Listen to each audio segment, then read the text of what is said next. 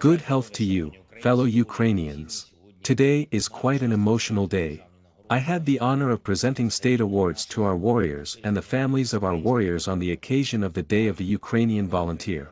To the mother of the hero of Ukraine Alexander Matsievsky. To the father and wife of the hero of Ukraine Taras Bobanik. To the men and women who defend our country, standing up for it at the call of a pure Ukrainian heart. Today's decrees honor 363 Ukrainian volunteers, 47 of them posthumously.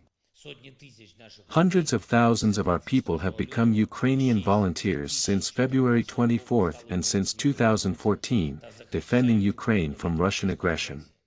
Millions are helping.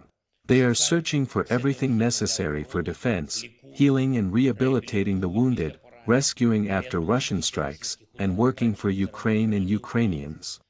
The strength of our defense and security forces is in the strength of our people. And the strength of Ukrainians and the state as a whole is based on the fact that Ukrainians become warriors at a crucial time. They do not lose their grip, they fight, they do not seek what doesn't belong to them, they do everything to regain their own. We will win this war. We are doing everything for this. We support each other. We reinforce the state. We unite the world for the sake of our victory, which actually consists of the actions of all those who are fighting for Ukraine, who are fighting for our country and for their brothers in arms, who are doing everything in order not to let the enemy take either our land or Ukrainian glory. I would like to express special gratitude for this chevron, Da Vinci chevron of Hero of Ukraine Dmytro Kotsiabelo, which was handed over to me today by Ms. Alina Michailova.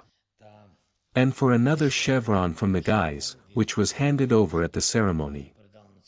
It is an honor for me. Thank you. I held a meeting of the staff of the Supreme Commander.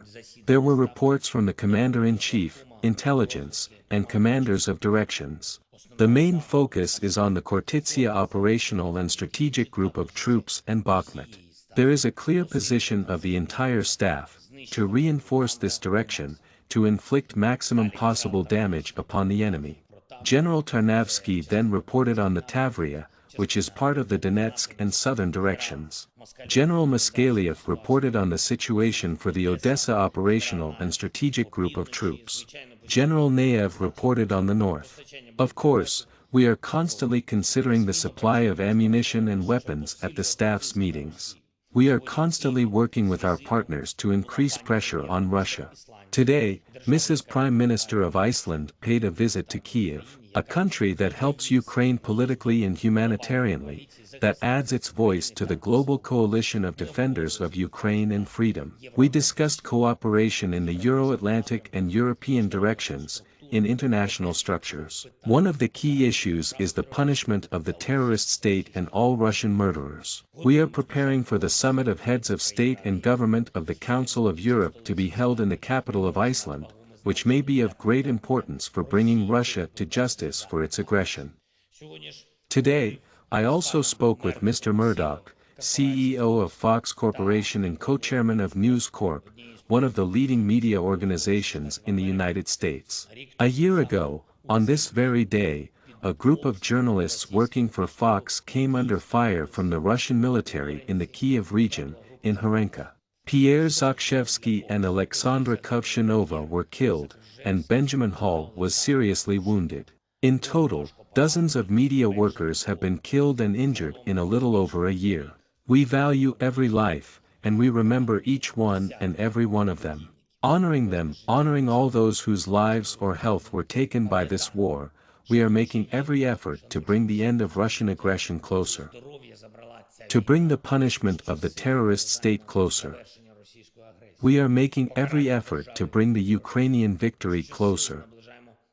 Glory to all those who are now fighting for our country. Glory to all who stood up for Ukraine. Blessed memory and eternal honor to all those whose lives were taken by Russian shelling and strikes. Glory to Ukraine.